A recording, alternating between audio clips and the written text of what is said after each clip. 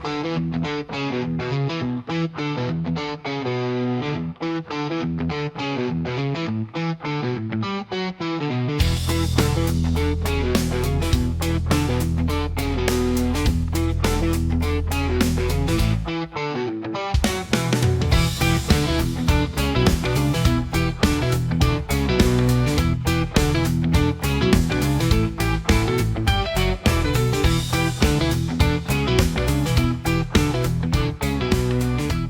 Grace Economy. So yan po ay pinagsama-sama po yan,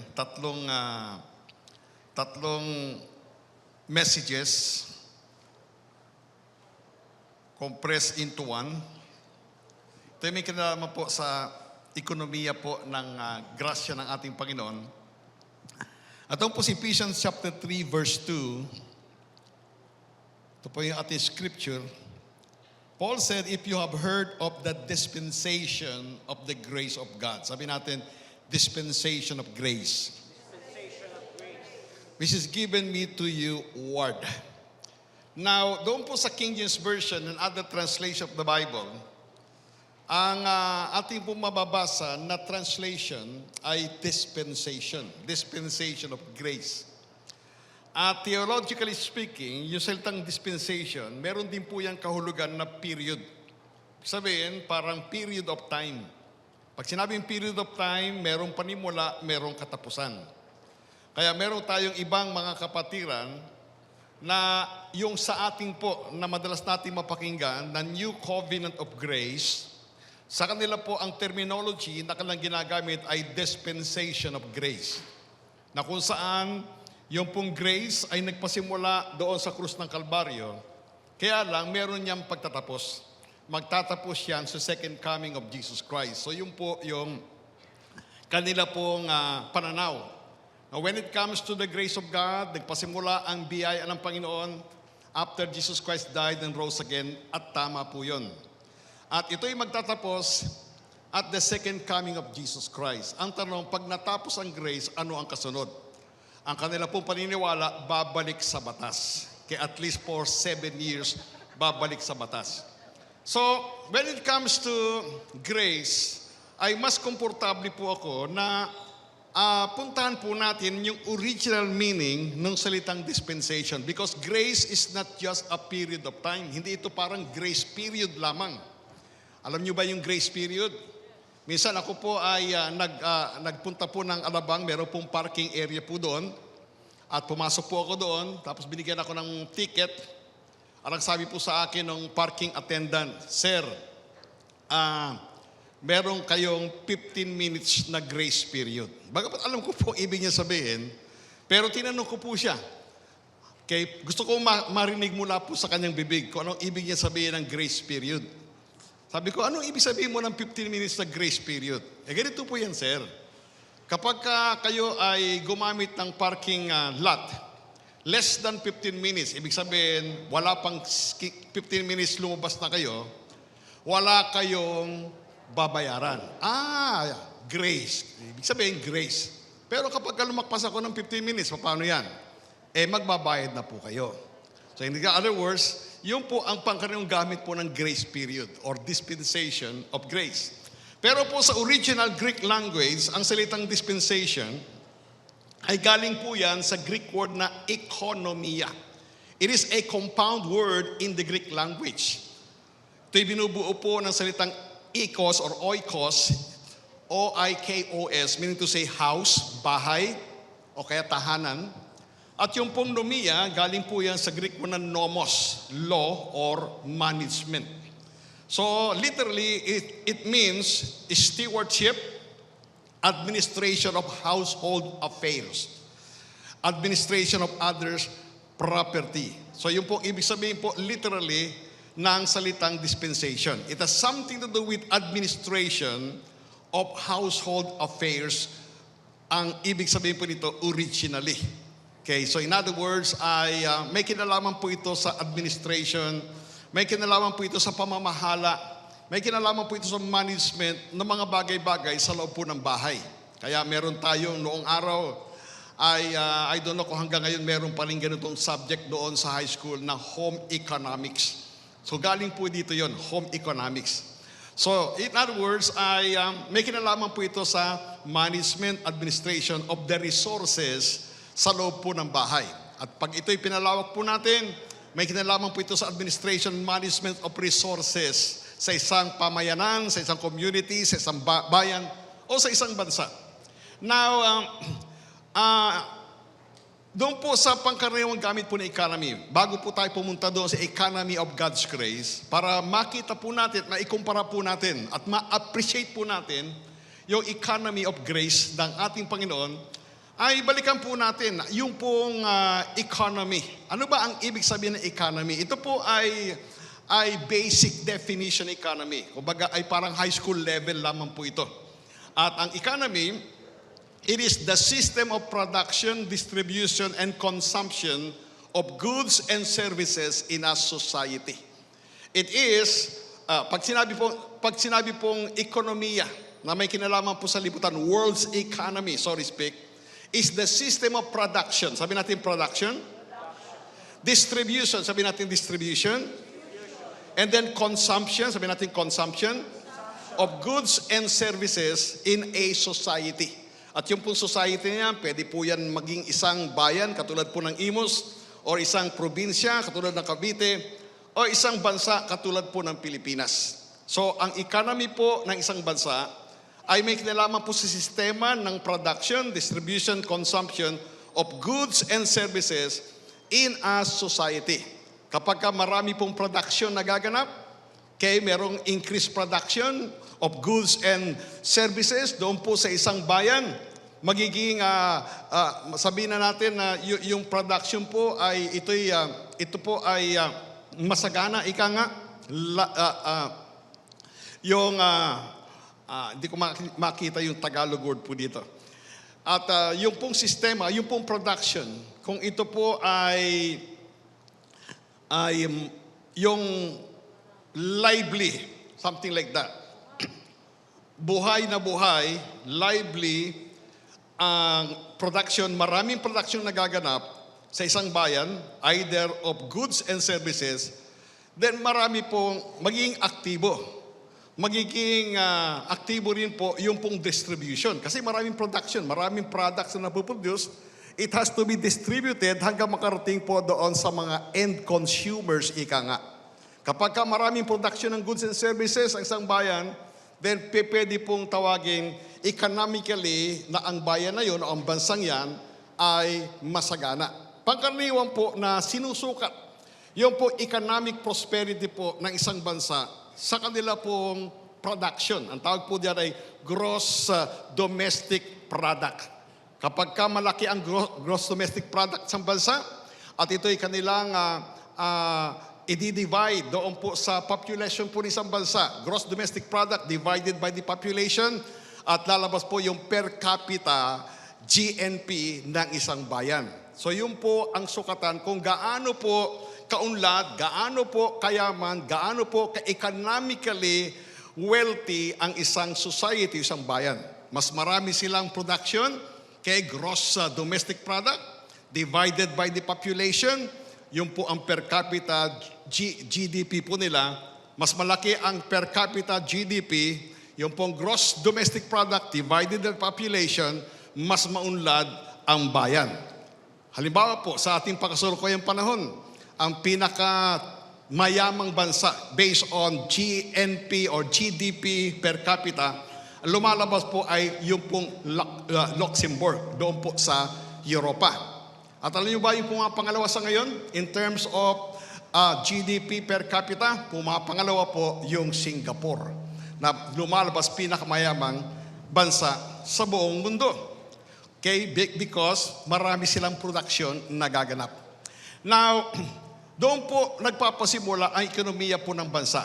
Kinakailangan meron pong increased production of goods and services. Naalala ko po, nung kami po ay nasa Korea, at that was way back in the early 90s. Dumalo po kami noong pong isang conference, yung Church Growth Conference, na ginaganap po noon annually doon po sa Seoul, Korea, sa pinakamalaking church sa buong mundo at that time, yung pong Uido Full Gospel Full Gospel Church. Ito po yung pinagpapastoran ni Dr. David Yonggi Cho. Now, isang araw po nung malaman po niya na pinakamarami pong delegates na foreign delegates ay mga Pilipino. Kami po ang pinakamarami po ng mga pastor na dumalo doon at more than 100. Natuwa po si Yonggi Cho at isang umaga po ay nagkaroon kami ng special meeting sa kanya. Puro Filipino pastors po yan. At si Dr. David Yonggi Cho ay ang aming pong speaker. At doon po, hindi ko makalimutan. At nag-share po siya ng story. At ang sabi niya, the first time na siya po ay mapunta ng Pilipinas, that was way back 1963, kung hindi ako nagkakamali. So napunta po siya rito sa Pilipinas 1963, bago-bago pala siyang nagpa-pastor doon po sa kanyang church sa Uido. Nagpapasimula pa lamang po yung church doon sa Uido. And then napunta sa Pilipinas, natatandaan pa po niya, sabi niya, mula sa airport sumakay po siya ng isang kotse o isang sasakyan at pagkatapos ihahatid siya doon sa kanyang hotel somewhere in Dewey Boulevard. Yung po ang sabi niya, Dewey Boulevard. Hindi niya alam, nagbago na ang pangalan ng Dewey Boulevard, naging Rojas Boulevard na. So sabi niya, nung sila'y dumadaan, binabaybay nila yung Dewey Boulevard, namangha po siya. Doon po sa sunod-sunod po na mga matataas na building, doon po sa Rojas Boulevard, at sa kabila po, yung pong nagagandahang mga coconut trees, at nandoon po yung Manila Bay. Nung makita po niya ito, siya'y namangha. At pinatigil po niya yung po kanyang sinasakyan, yung driver, sabi niya, pwede bang tumabi muna tayo sandali? So, pagtabi po ng sakyan, siya po'y lumabas at sabi niya, in the middle of those coconut trees, siya po'y lumuhod at umiyak sa Panginoon. Ang sabi po ni Dr. David Yonggi Cho at that time, way back 1963, lumuhod po siya at siya po'y nanalangin. Ito ang kanyang panalangin. Ang sabi niya, Panginoon, pasaganain mo naman at paunlarin mo ang aming bansang Korea. Maging kasing unlad lang kami, maging kasing yaman lang kami ng Pilipinas, masaya na ako. That was way back 1963. Na kung saan economically speaking, ang Pilipinas po ay halos pumapangalawa sa Japan in terms of economy. That was way back in the early 60s. Okay? And then, at the same time, siguro mga 1965, 2 taon po lumipas, yun naman pong Singapore ay humiwalay po sa doon sa Malayan Federation. So yung Singapore po, nag-independent po sila sa panguna po ni Lee Kuan Yew. At doon po, 1965, meron po siyang sinabi. Ang sabi po ni Lee Kuan Yew, kung merong bansa dito sa Asia na magiging world economy, isa sa pinakamayamang bansa sa buong mundo, hindi lang man sa Asia, ang sabi niya, walang iba kundi ang Pilipinas. That was 1965. Kasi nakita po ni Lee Kuan Yew yung potential ng ating bansa. Nariyon po, nasa ating bansa. Meron po tayong wala po sila, ang Singapore. Ang Singapore po ay isang maliit lamang na island. Noong mga panahon ngayon, ito po ay rubber plantation na ginawa po ng mga British. Okay? Yung po ang Singapore. Meron silang maliit na downtown area. And yet, yung buong Singapore, ito po ay taniman po ng rubber plant. At nung napunta sa Pilipinas, namangha po siya. Nakita po niya yung potential ng Pilipinas. Economically speaking. Mayaman daw tayo sa natural resources na wala po sila. At hindi lamang po yun, mayaman tayo, di hamak pagdating sa human resources. We have the best engineers, we have the best medical practitioners, we have the best skilled workers in the world, even at that time. We have some of the best educational institutions. Okay? Yung mga pinasimulan dito ng Spain, tsaka yung Amerika, yung ating educational system. Nariyan po yung UP, nariyan po yung UST, nariyan Ateneo, mga leading economic institution ng mga panahon yon na nagpuproduce po ng mga magagaling na inhinyero, magagaling na mga doktor, magagaling na mga lawyers. We have the best human resources and we are rich in natural resources. And he said, there's no reason why the Philippines should not prosper economically. That was way back 1965. Okay? Lumipas po ang panahon, bago po mag-year 2000, 35 years after, si Lee Kuan Yew ay nakabalik sa Pilipinas. Siya po ay naging guest speaker doon po sa Manila Business Club. Puro mga negosyante ang kanyang audience. Ang sabi niya, what happened to you? Okay, ano nangyari sa inyong bansa? 35 years ago, ang sabi ni Lee Kuan Yew ay kung merong bansa sa Asia na dapat umunlad at sumagana, kayo yun. Okay? Pero ano nangyari sa inyo? What happened? Something like that. And then he said something. Ang sabi niya, you know what? The problem with you Filipinos, you don't know how to choose your leaders. It was an indictment. Okay, you don't know how to choose your leaders. So yun ang sabi niya. Nagalit si Erap. Kasi si Erap ang presidente nung panahon yun. Okay, headline.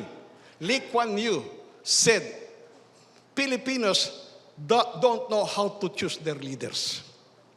May katotohanan po kanyang sinabi. Okay, pero huwag tayong mawala ng pag-asa. Nariyan pa rin po ang potential ng ating bansang sumagana. We still have the same natural resources. Mayaman tayo in terms of naturals. We still have the best people in the world. Mayaman tayo. We have some of the best engineers. We still have some of the best skilled workers. We still have some of the best people. Amen? So wala pong dahilan kung bakit hindi po tayo dapat umunlad bilang bansa. We simply need to choose the right leaders. Amen? Anyway, hindi po yun ang aking topic. Okay? At medyo dinaanan ko lang po. So, para maging masigla ang ekonomiya sa bansa, dapat masigla ang production. Meron pong increase production of goods and services. At noong mga panahon ngayon, ang Korea po, di hamak na mas mahirap kumpara sa ibang mga bansa sa Asia. Ang tawag nga po nila sa kanilang sarili, sila po'y mahirap pa sa daga way back in the 60s. They were devastated by wars. Nasakop po sila ng mga Hapon for many 35 years. Okay, they were exploited by the Japanese based on their history.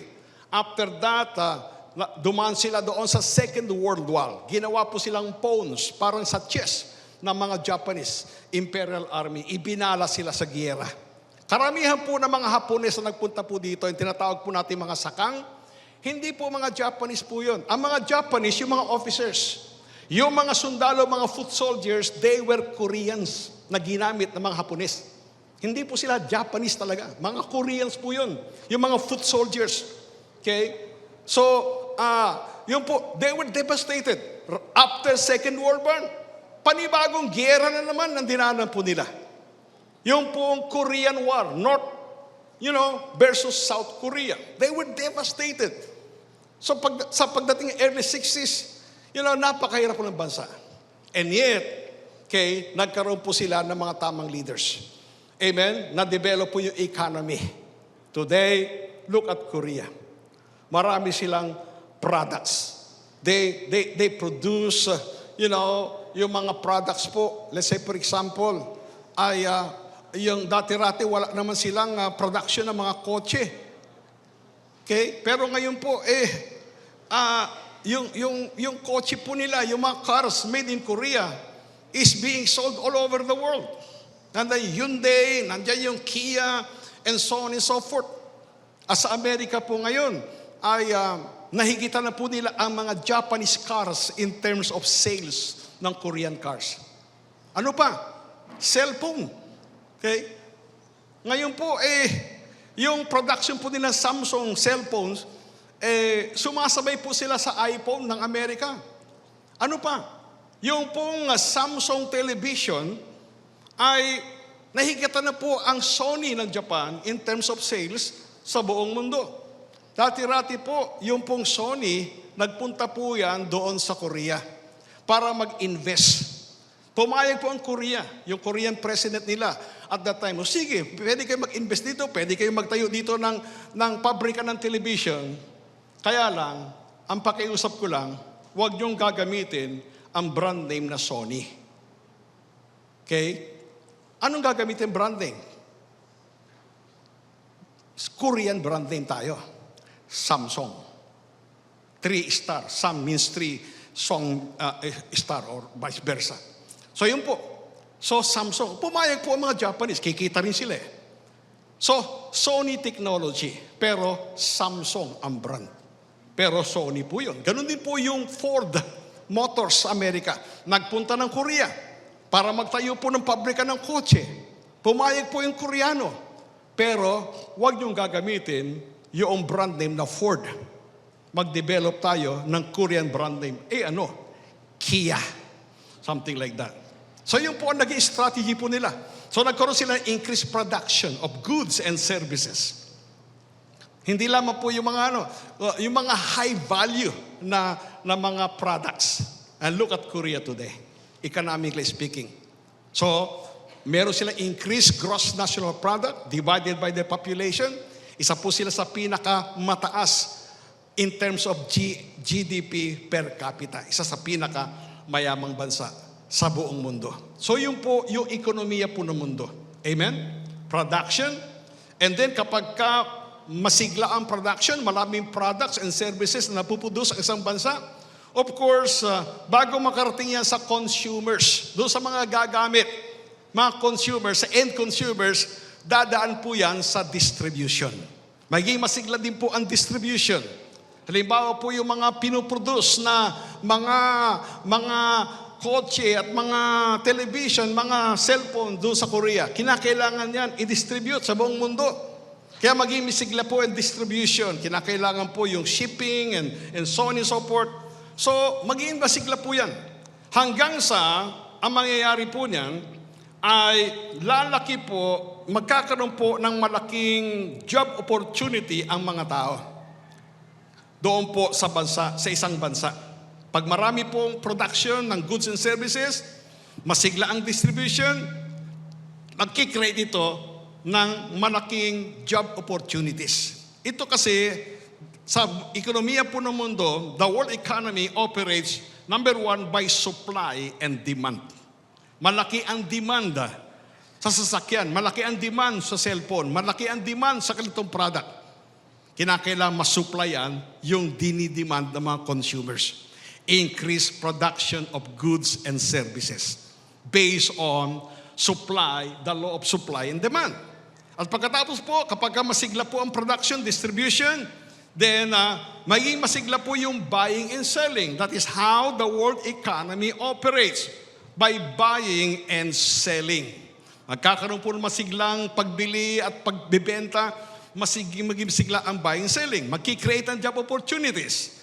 Magkakaroon po ng masigla yung working and earning. People will be working, people will have jobs, people will have work, and they will earn. Magkakaroon ng pera. Pag meron silang pera, meron silang pambili, meron silang panggastos, at sosobra pa. Kapag sumobrang gastos nila, at sumobra sa gastos, may maiipon po sila. Pag may naipon silang pera, ay magiging masigla yung banking system. Okay? Yung kanilang savings, pupunta sa bangko, maraming pera ang bangko. Pag maraming pera ang bangko, marami silang pwedeng ipahiram sa mga negosyante, magpapasimula ang negosyo, magiging masigla lalo pa ang ekonomiya dahil masigla po ang buying and selling, magiging masigla yung working and earning, magiging masigla yung lending and borrowing. That's how the world's economy operates. Amen?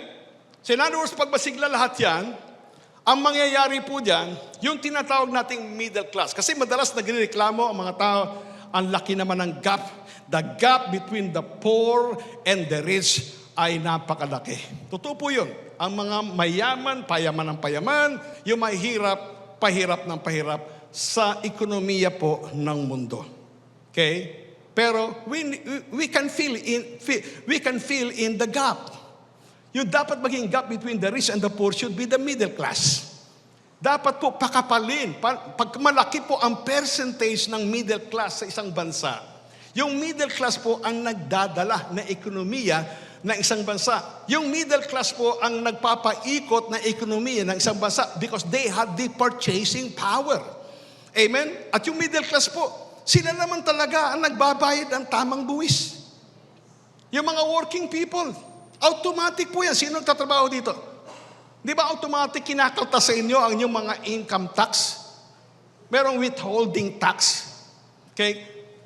Yung pong pag marami pong working, malaki yung middle class, then sila po ang totoong nagbabayad ng totoong buwis. Pag marami pong pera ang isang gobyerno, dahil po malaki po ang buwis na nakukuha po sa mga tao, okay? Tuwing hindi lamang sa mga nagtatrabaho, sa kanila pong income tax return, kundi don't you know that every time you buy, a percentage of your money goes to the government?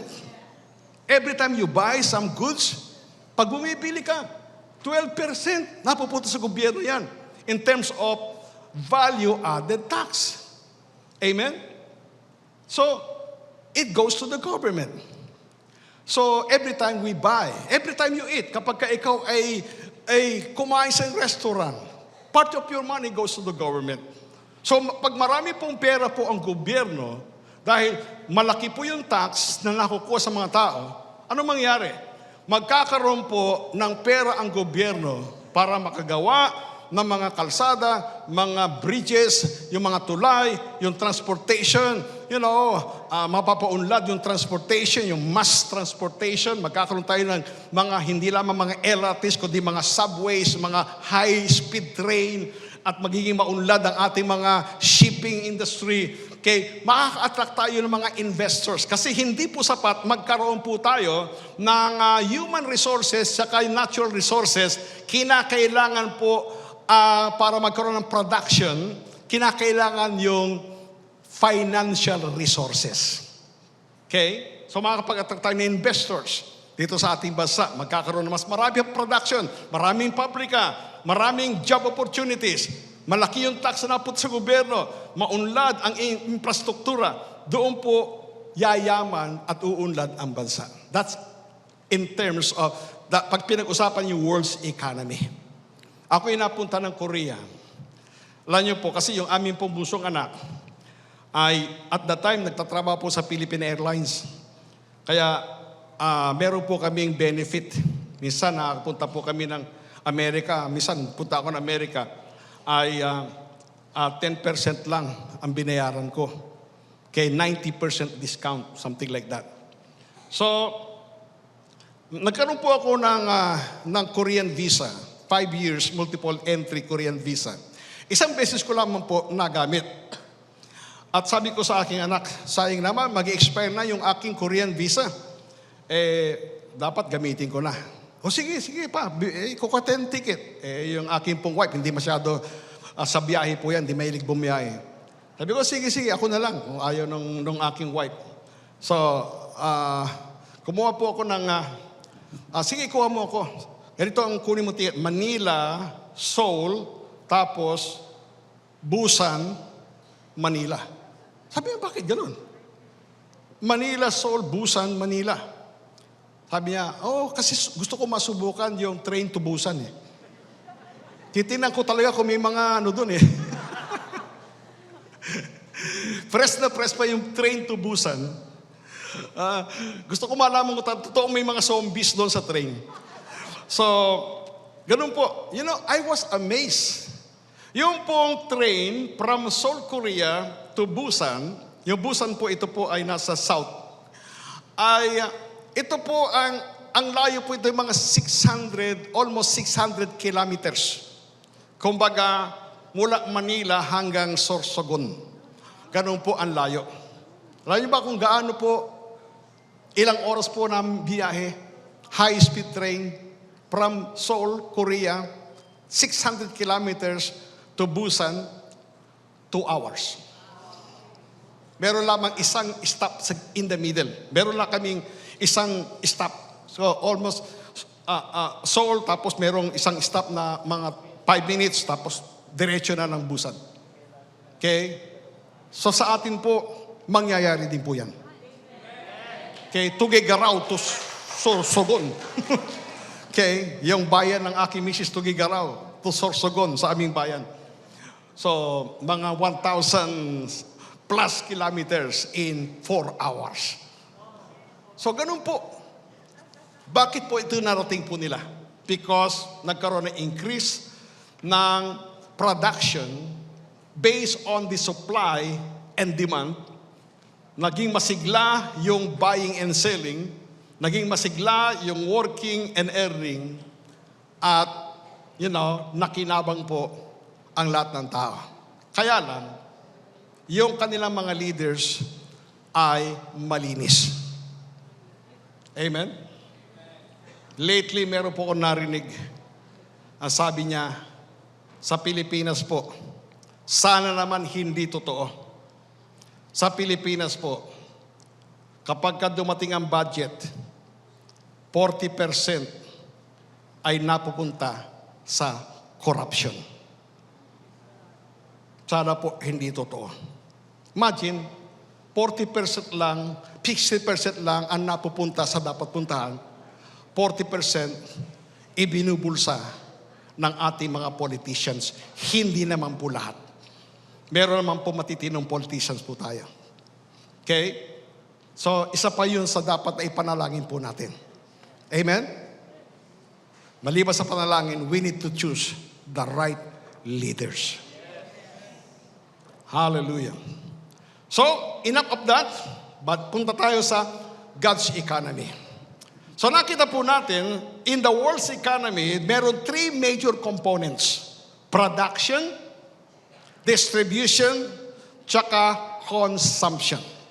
Amen? Kung ano yung napuproduce na products, goods in terms of goods and services, yan po'y dadaan sa distribution, and then hanggang makarating doon sa end consumers, tayo po yun.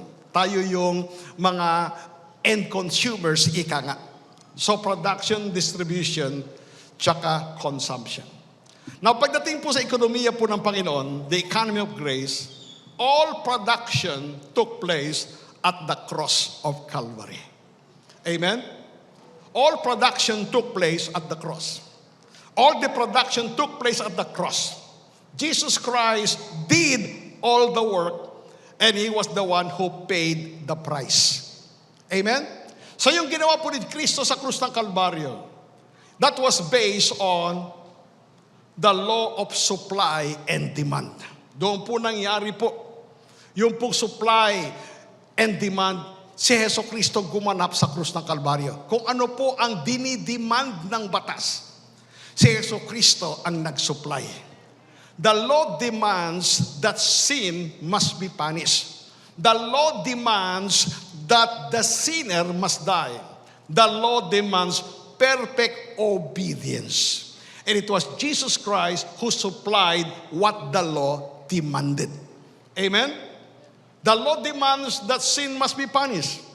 Yung ating kasalanan, ito'y hinihingi ng batas na dapat na ito ay maparusahan. At si Yeso Kristo ang umako ng kaparusahan ng lahat ng ating kasalanan doon sa krus ng Kalbaryo. Dinidiman ng batas ni Moses na ang makasalanan dapat mamatay. The soul that sinneth must die. And it was Jesus Christ who took our place. He became sin with our sin, and then siya po'y namatay, yung ating kamatayan, siya po ang gumanap po nito. He died our death. Amen? So, yung pong law of supply and demand, si Yeso Kristo po ang gumanap sa krus ng Kalbaryo. Yung dinidemand, yung hinihingi ng batas, si Yeso Kristo ang nag-supply. How about buying and selling? The Bible tells us Jesus Christ bought us back at the cross of Calvary. Siya po ang nagbayad. Siya ang bumili po sa atin. Ang sabi sa Biblia, we have been bought with a price. Therefore, glorify God. in your spirit and in your bodies. We were bought with a price. Tayo ang binili ni Hesus Kristo. Hindi tayo ang bumili sa Kanya kasi hindi natin kaya siyang bilhin. Tayo ang binili ng ating Panginoon doon sa krus ng Kalbaryo. Kaya yung pong buying and selling, siya po ang gumanap sa krus ng Kalbaryo. Ano pa? Working and earning. Jesus Christ was the one who did all the work at the cross of Calvary. Jesus Christ said, "My food is to do the will of Him who sent me and to finish His work." Ang sabi ng ating Panginoon sa John chapter 4, "My food is to do the will of the Father who sent me and to finish His work." And at the cross of Calvary, Jesus Christ cried out, "It is finished." The work has already been done. He was the one who did all the work. And as a result of the work that He did at the cross, He earned our salvation. Working and earning took place at the cross of Calvary. He was the one who did all the work, and then He earned your salvation and my salvation. Amen? What else? Lending and borrowing. Pagka ikaw ay nagkautang, anong dapat mong gawin sa iyong utang? Dapat bayaran. Tayo po'y may pagkakautang na hindi po natin kayang bayaran.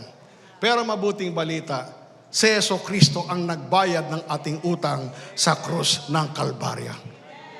So yung pong nangyayari po sa ekonomiya ng mundo, yan po'y lahat, si Hesus Kristo ang gumanap doon sa krus ng Kalbaryo.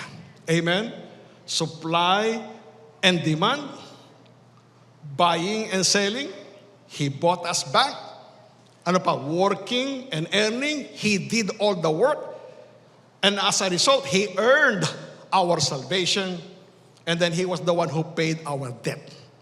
Yung utang na hindi natin kayang bayaran, siya po ang nag-utang.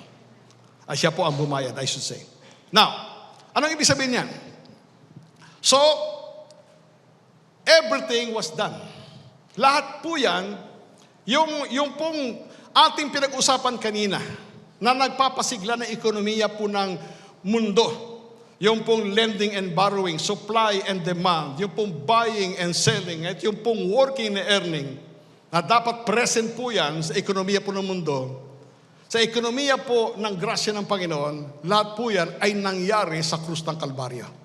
Pagdating po sa distribution, ang kasunod pong production, distribution. Sa sanlibutan, sa distribution, naroon pa rin po ang buying and selling. Naroon pa rin po yung pong lending and borrowing. Naroon pa rin po ang earning and working doon po sa working and earning doon po sa distribution. Pagdating po sa ekonomiya po ng ating Panginoon, yung pong lahat ng yon ay natapos na doon sa krus ng Kalbaryo. Amen. There is no more earning, there's no more working earning when it comes to distribution. Pagdating sa distribution component ng God's economy, wala na po yun. Why? Because this distribution, which is the Greek word koinonia, and communication, which is also the Greek word koinonia of what was produced at the cross, which will be the finished work, is the ministry of the Holy Spirit. Amen? The communion. The Bible tells us that, ang sabi po ni Paul, the grace of the Lord Jesus Christ, the love of God, and the communion of the Holy Spirit be with you all. The word communion is the Greek word koinonia. Ibig sabihin po niya, communion, communication, distribution, sharing with or partnership. Yun pong ibig sabihin ng koinonia. So pagdating po sa distribution of what was done at the cross of Calvary, it is the ministry of the Holy Spirit, the Spirit of grace. Amen? So pagdating sa distribution, the distribution of what was produced at the cross of Calvary, which will be the finished work of Jesus Christ, is now the ministry of the Holy Spirit. And then hanggang marating sa end consumers, consumption. Tayo po yun, end consumers.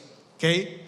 But as end consumers, we are not just consumers of the finished work.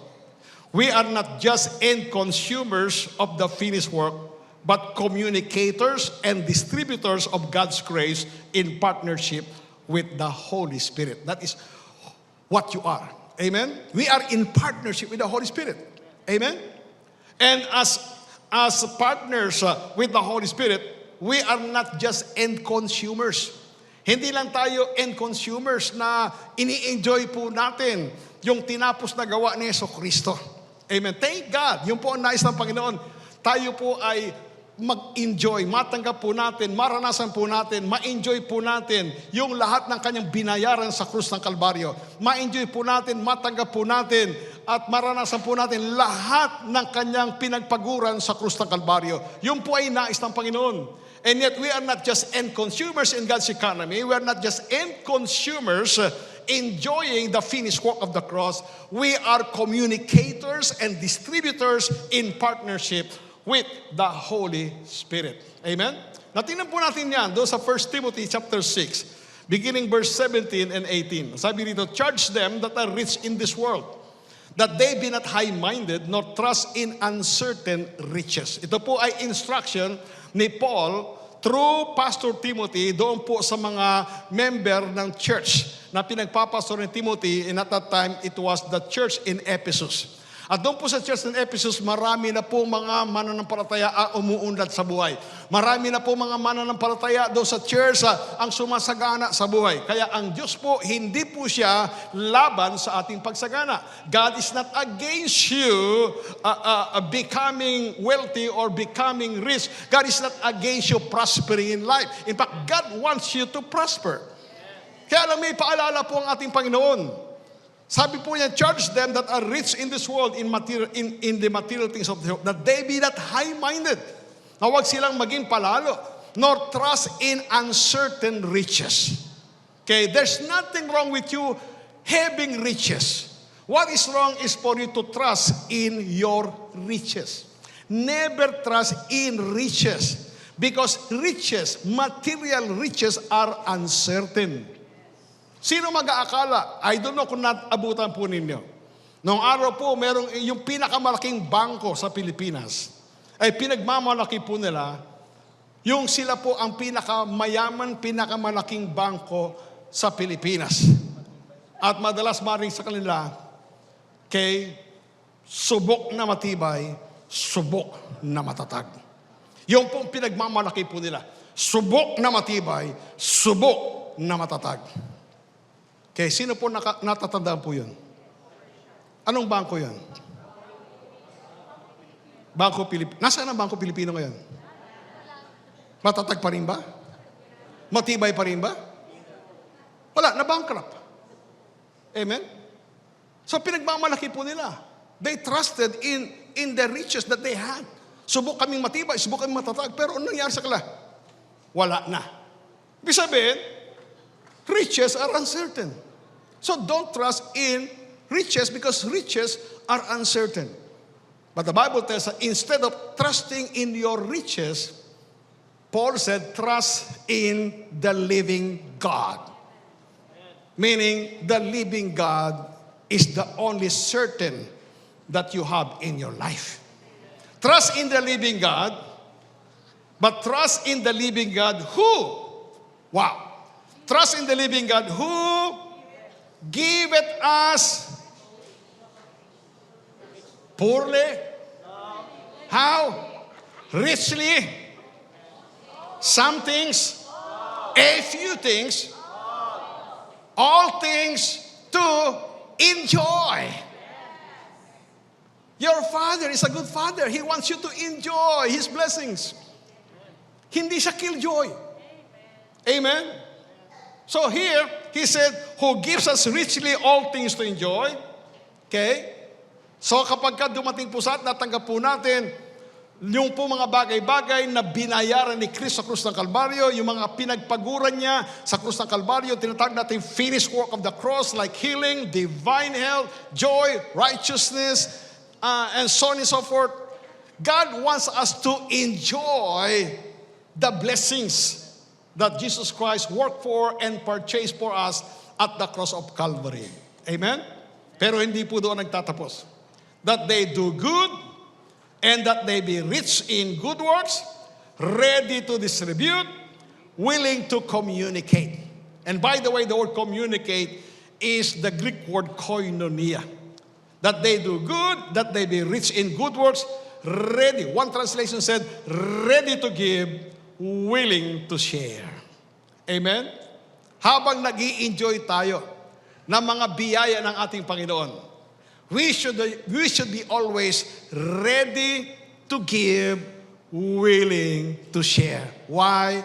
Because we are not just end consumers of everything that Jesus Christ paid for at the cross. We are not just end consumers of everything that Jesus Christ worked for at the cross. We are communicators and distributors of God's grace in partnership with the Holy Spirit.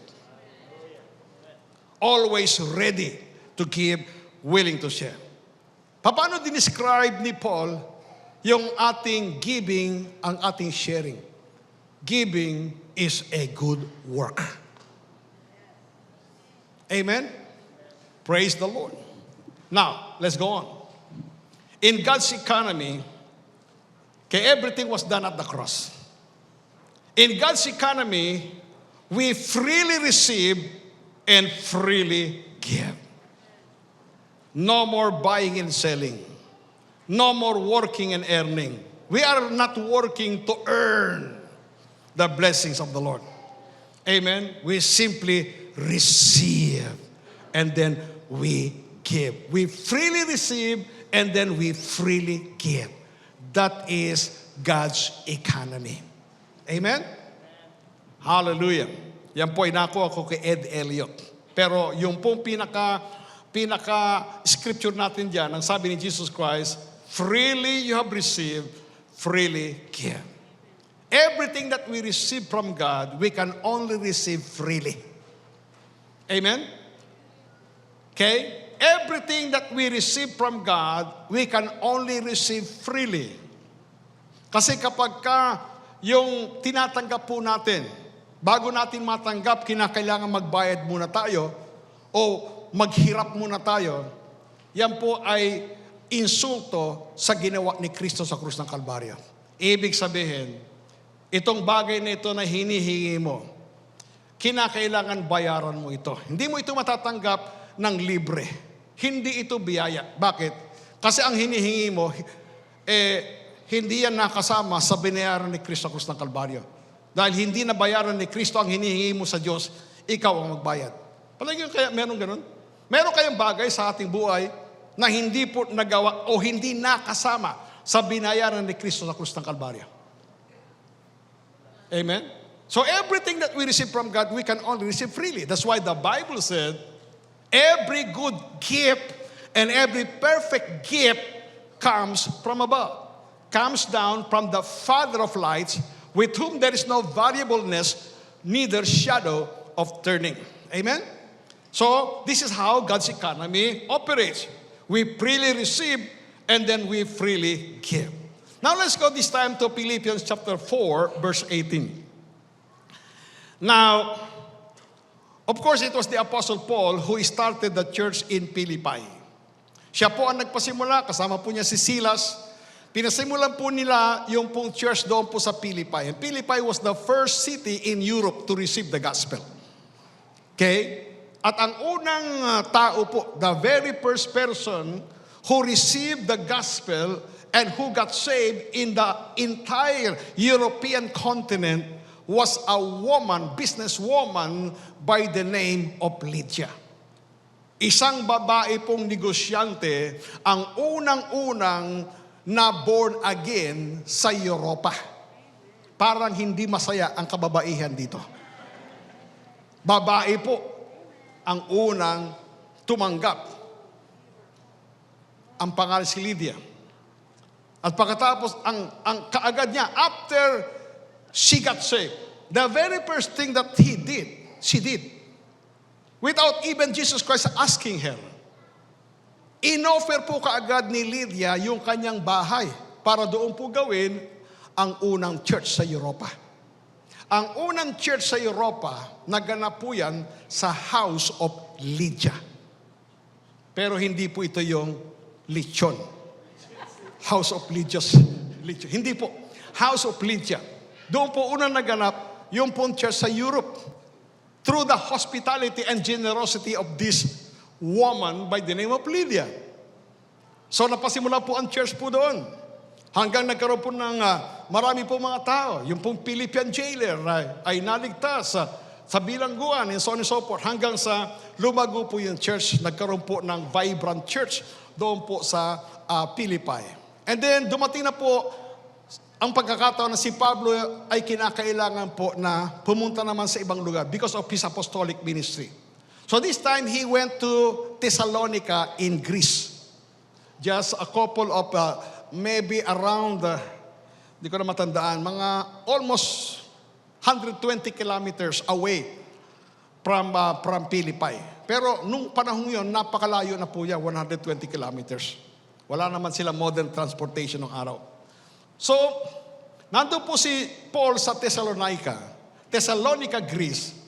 And yet, yung po mga believers sa Philippi, patuloy pa rin po sila na nagpapadala ng kanang financial gift kay Apostol Pablo para maipagpatuloy po ni Pablo yung kanyang pagpapahayag ng mabuting balita. Alam po nila na may pangangailangan si Pablo doon po sa kanyang pagpapahayag ng mabuting balita sa ibang lugar na yon. Wala siyang kakilala doon eh. So patuloy siya nagpapadala. Makita po natin yung pong mindset ng mga taong ito. Na kumbaga, although wala na po silang direct benefit from the ministry of the Apostle Paul. Kasi nasa ibang lugar na si Pablo eh. Hindi na po nila napapakinggan ang pangangaral ni Pablo. Okay? Hindi na po sila, wala po silang direct benefit na natatanggap doon sa ministry ni Pablo. Kasi wala naman mga live streaming nung araw. Wala naman mga YouTube nung araw. So, bagamat si Pablo ay patuloy na nagpapahayag ng mabuting balita sa ibang lugar, sila naman, wala na sila natatanggap. And yet, bagamat wala na po silang natatanggap, wala na po silang direct benefit from the ministry of the Apostle Paul, and yet patuloy pa rin sila nagpapadala ng kanilang financial gift. Amen? So in other words, makita po natin ang puso nila. Okay? Hindi po katulad po ng isang kakilala po namin pastor doon po sa Las Piñas.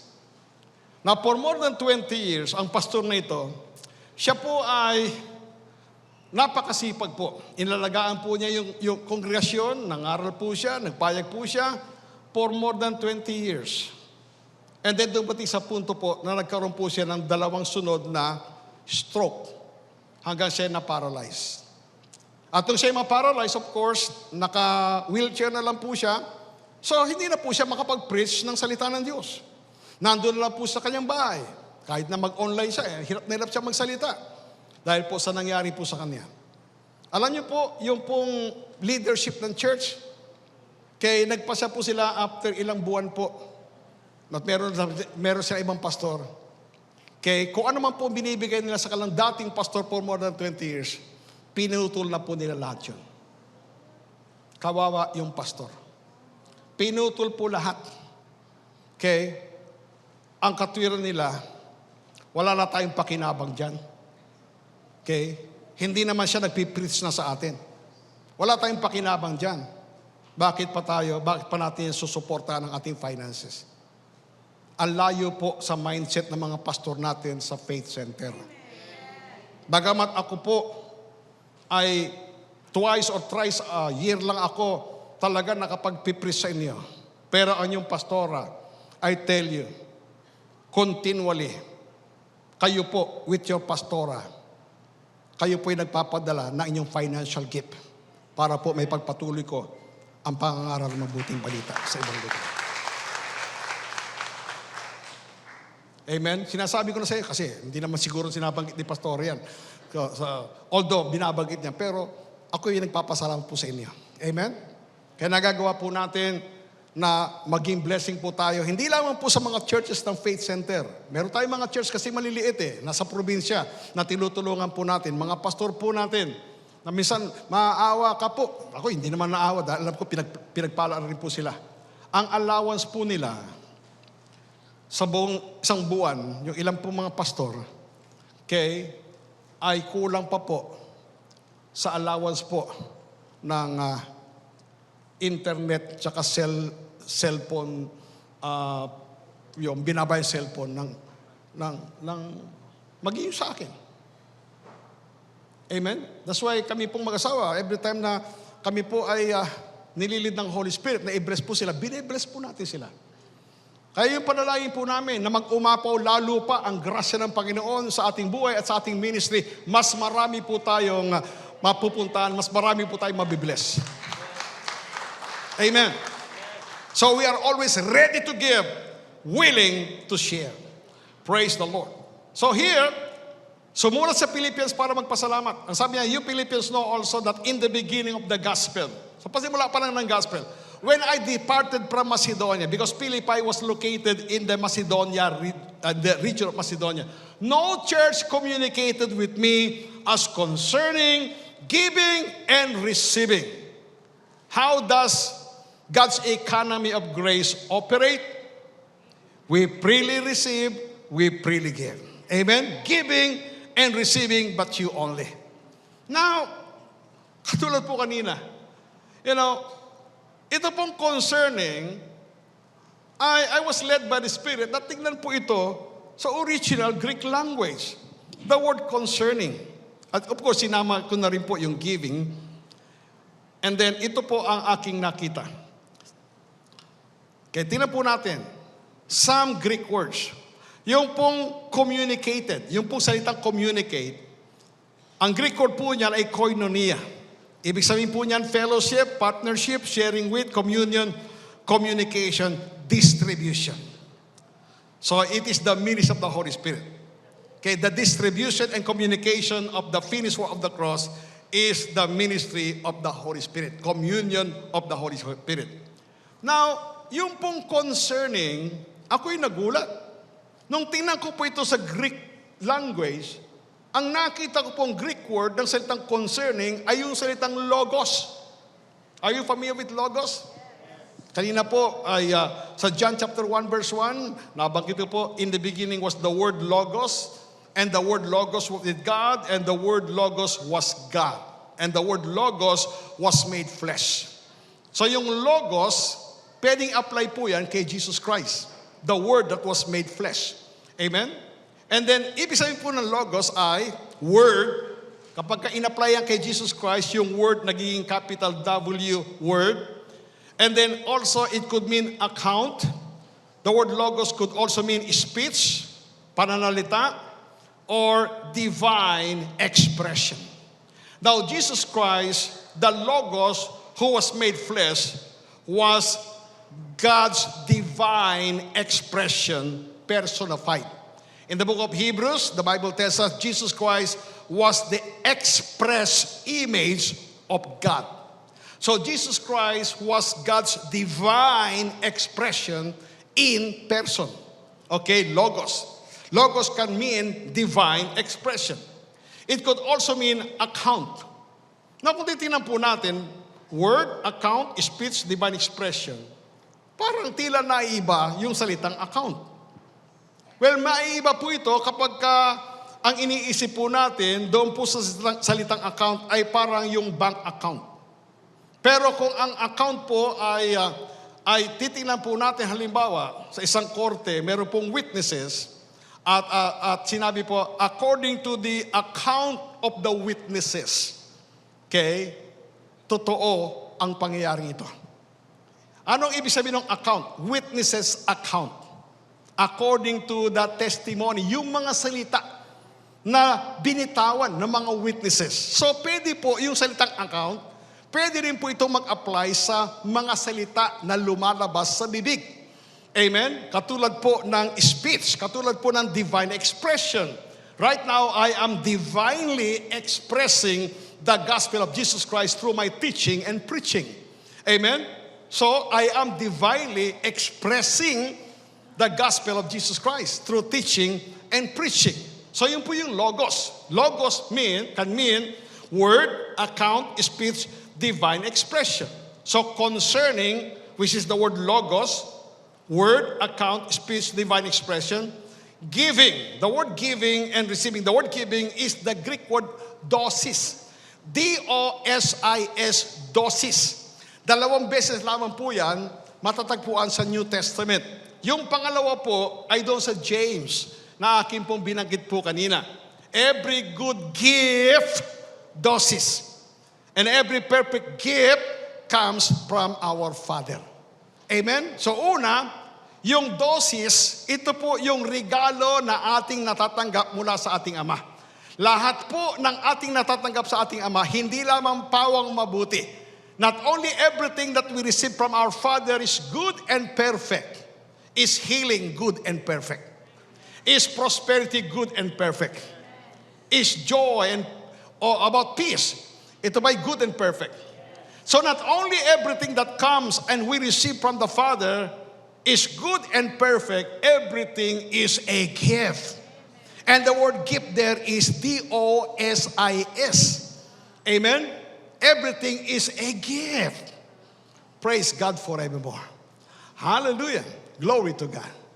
So, yung pangalawang beses ginamit po yung dosis dito po.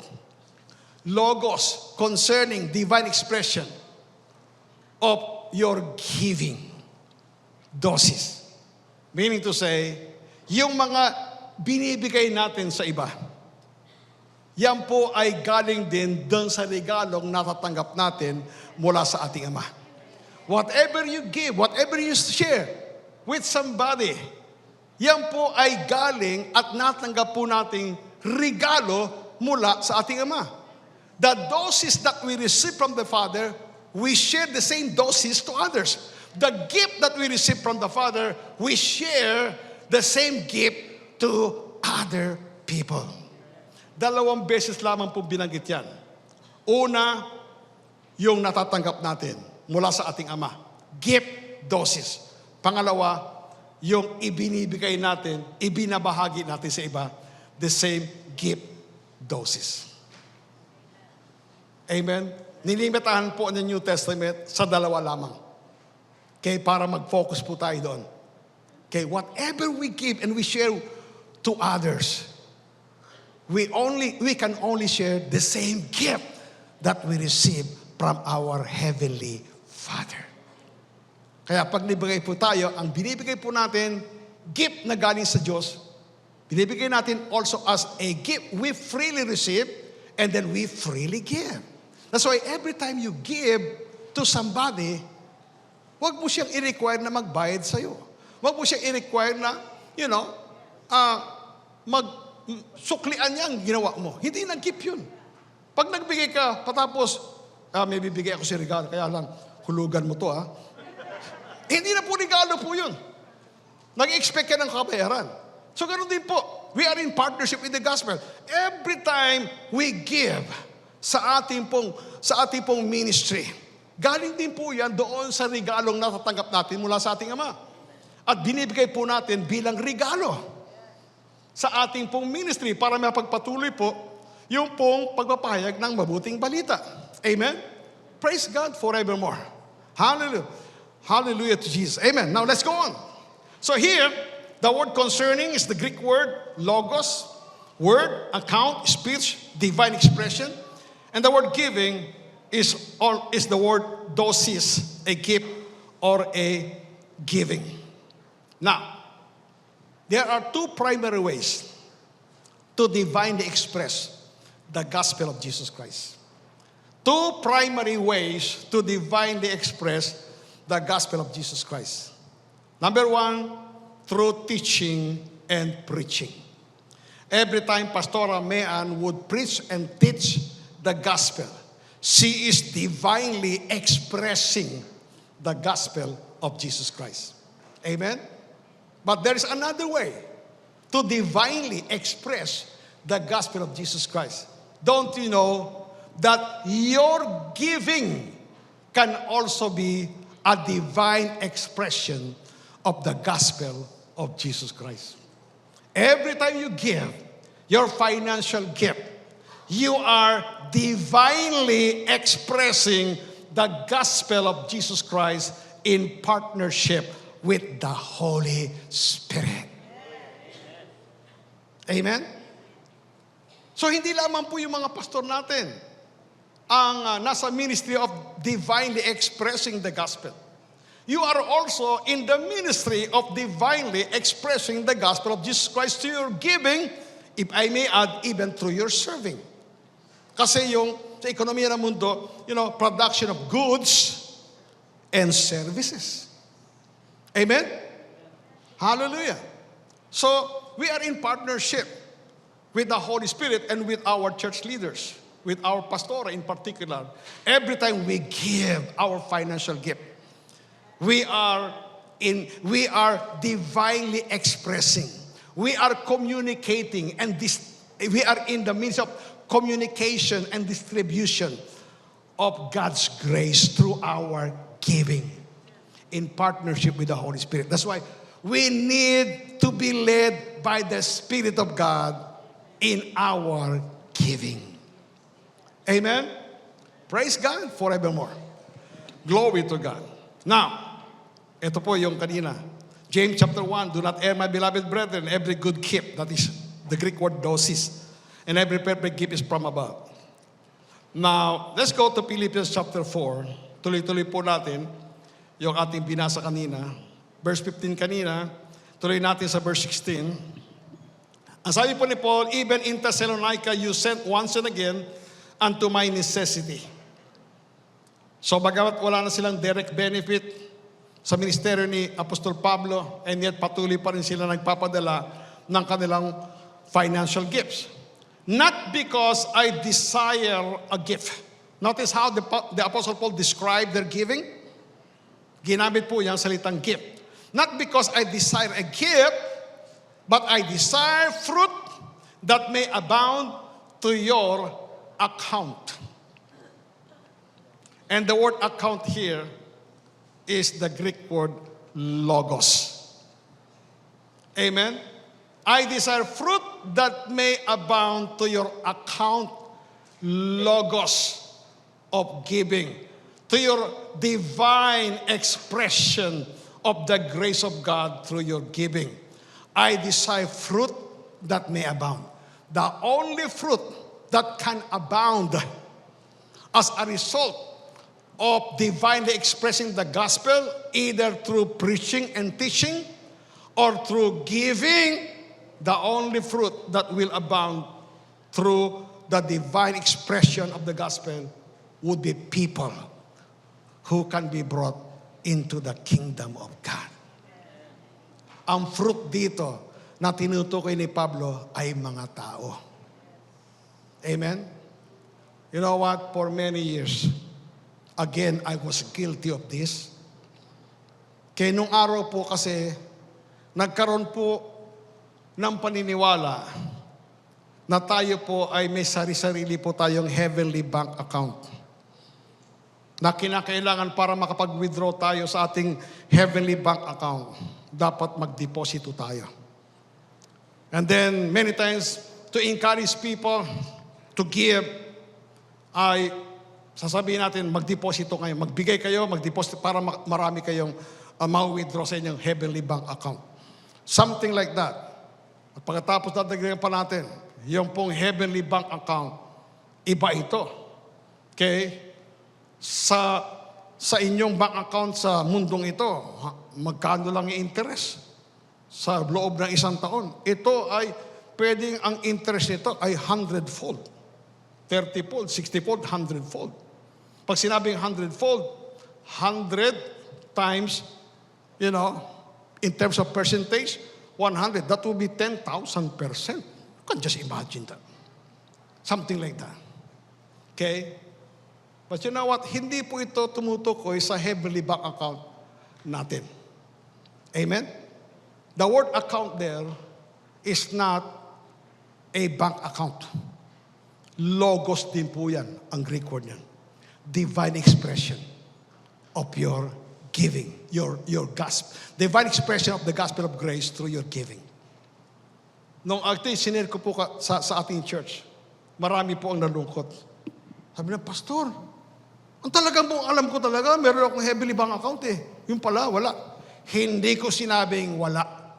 Ang sinabi ko, wala kang individual heavenly bank account. Pero hindi nahulugan, wala tayong heavenly bank account. Meron tayong heavenly bank account. Ito po yung heavenly bank account ni Jesus Christ. Nakapangalan po sa Kanya. At lahat ng Kanyang binayaran sa krus ng Kalbaryo, lahat ng Kanyang tinrabaho sa krus ng Kalbaryo, yung finished work of the cross, lahat yang idiniposito ni Jesus Christ sa Kanyang heavenly bank account. Amen? And the good news is, the day you believe in Jesus Christ, the Bible said not only you become a child of God, you become an heir of God, joint heir, co-heirs with Jesus Christ. So ibig sabihin, the day you believe, the day you got saved, you became a joint bank account holder together with Jesus Christ. Amen? So wala po tayong individual bank account. Yung heavenly bank account natin ay joint account natin with the Lord Jesus Christ. At siya lahat ang nagdeposito. Dito po sa ating heavenly bank account, the next slide. In our joint heavenly bank account with Jesus Christ, we don't need to make deposits, only withdrawals. Amen? We don't need to make deposits, only withdrawals. The Father deposited all that Jesus Christ worked for and all that Jesus Christ paid for at the cross in Jesus' heavenly bank account. And you can read Hebrews chapter 1 and Romans chapter 8 verse 16. Amen. Hebrews chapter 1. Okay. Wala tayong time. God who at sundry times in diverse manners spake in time past unto the fathers by the prophets, has in these last days spoken to us by His Son, whom He had appointed heir of how many things? All things, by whom also He made the worlds, who being the brightness of His glory, the express image of His person. Remember, Jesus Christ is the divine expression of God Himself in person, and upholding all things by the word of His power, when He had by Himself purged our sins, sat down on the right hand of the Majesty on high, being made so much better than the angels, as He has by inheritance obtained a more excellent name than they. Now, Jesus Christ was made heirs and joint heirs of all things, and was given the name by inheritance. Amen? And then, in Romans chapter 8, verse 16, the Spirit Himself bears witness with our spirit that if are you a child of God? Then we are heirs of God, joint heirs with Jesus Christ, co-heirs with Jesus Christ. Amen? So in other words, we were made co-heirs with Jesus Christ. We have this joint account. We were made joint account holder with Jesus Christ. He made all the deposits. Amen. We don't have to make any deposit anymore. Lahat siya ang nag-deposit. We can only make withdrawals. That's why Jesus Christ said, at the day you ask me nothing, whatsoever you shall ask the Father in my name, He shall give it to you. Amen? Praise the Lord. So that is God's economy. Glory to God forevermore. Hallelujah. So ulitin ko po. Doon po sa slide number 16, two primary ways to divinely express the gospel of Christ. Number 1, through preaching and teaching. Paul said, as much as in me is, I am ready to preach the gospel. I am ready to divinely express the gospel. He said, as much revelation of the gospel in me is, I am ready to preach the gospel. For I am not ashamed of the gospel of Jesus Christ, for it is the power of God unto salvation to all those who believe. Amen? Okay? Ganun po kami mga pastor. Praise God. As much revelation of the gospel in us, we are always ready to divinely express, to preach the gospel of Jesus Christ. Even before we come to church, Saturday morning pa lang, we are ready to preach the gospel. Amen? Dapat ganun po din tayo. Because there are two primary ways to divinely express the gospel. Through preaching and teaching. Kung si Apostol Pablo at ating mga pastor, always ready to preach the gospel, kaya ganun din po tayo dapat when it comes to our giving. Kung gaano ka-excited ang mga pastor para ipahayag sa atin ang mabuting balita. Because that is one way to divinely express the gospel. Ganon din po tayo dapat ka-excited, ka-passionate sa ating pagkakaloob. Because through our giving, we also divinely express the gospel of Jesus Christ. Amen? Paano kaya kung kami ni na pastora hindi ready? Kung kailan kami ay nandito na sa pulpito, teka muna, ano bang pipris ko ngayon? Saan ba? Magkakraming kami. Okay? Hindi po kami ganun. Nakita mo ba kami ng ganun? Na hindi kami handa? Okay? Kung kailan nasa pulpito, tsaka lang maghahanap ng aming ipipreach. Pero hindi po dito, sa ibang church. Kung kailan po dumating yun, let us give, tsaka lang maghahanap ng, ano ba bibigyan ko ngayon? Kano ba pera ko dito? Hindi po. Bago pa tayo pumunta sa church, we should be led by the Spirit of God, ready na tayo sa ating pagkakaloob. Kung paanong ready na si pastora sa papipreach, ready din tayo sa ating mga pagkakaloob. Amen? Parang humina ang amen natin. Alam ko ready tayo parati. Amen? Maaari ibang church yung tinutukoy ko kanina. Hindi dito. Okay? Okay, through giving of our finances. That's second, yan ang pangalawa. Philippians chapter 1, verse 5 and 6. Nabanggit ito ng pastora kanina. For your fellowship, koinonia, in the gospel from the first day until now. For your fellowship, koinonia, in the gospel from the first day until now. Being confident of this very thing, that he which has begun a good work in you. Later on, nakita natin, giving is a good work. The good work of giving, it was God who began this good work of giving in you. Amen. Then ang context. Being confident of this very thing, that he which has begun a good work in you. Giving begins in the heart. Being led by the Spirit of God. That's why every time you have the opportunity to give, don't give from your wallet. Give from your heart, being led by the Spirit of God. Because it is God who began a good work in you. Based on the context, the good work would be, the good work of divinely expressing the gospel through giving. Amen? He will perform it until the day of Jesus Christ. In other words, yung pinasimulan ng Diyos sa buhay natin, nagagawa po nating magkaloob tayo ng masaya, masagana. Magkaloob tayo joyfully and generously. It was God who began that good work in your heart. At yan ay pagpapatuloy ng Diyos hanggang dumating si Jesucristo. Ibig sabihin, hanggang dumating si Jesucristo, meron pa rin tayong ibibigay. Hindi natin kayang ubusin yung overflowing grace of God.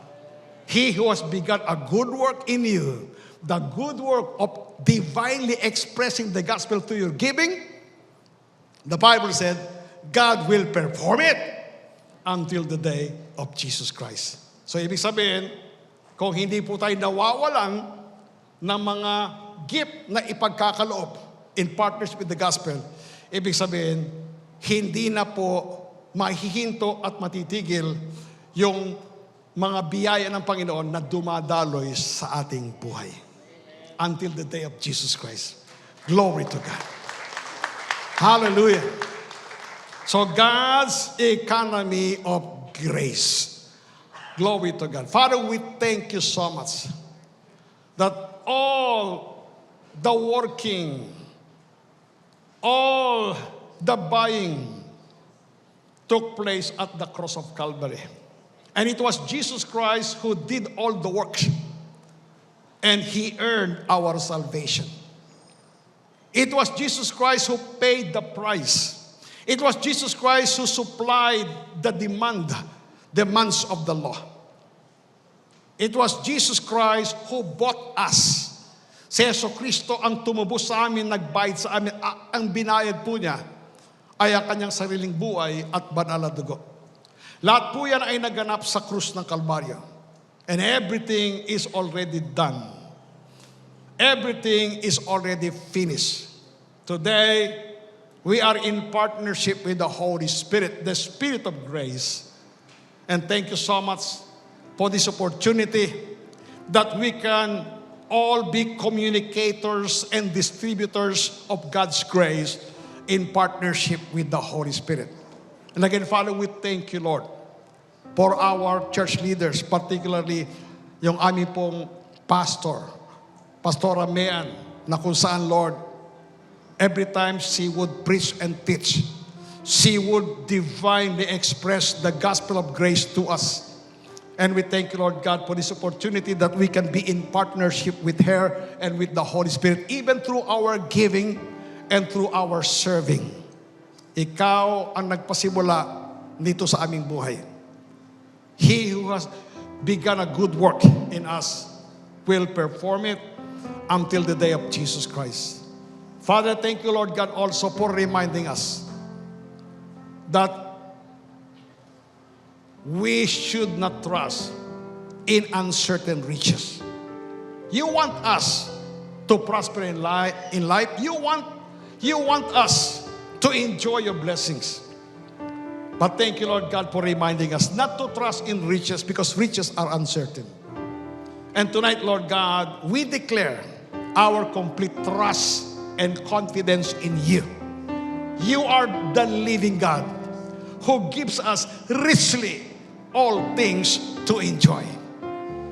And thank you so much that with the blessings that we are enjoying, the blessings that Jesus Christ paid for at the cross, the blessings that Jesus Christ worked for at the cross, that we enjoy today, we are always ready to give and willing to share the same gifts and the same blessings that we are receiving from you, because you said, Lord, we freely receive and then we freely give.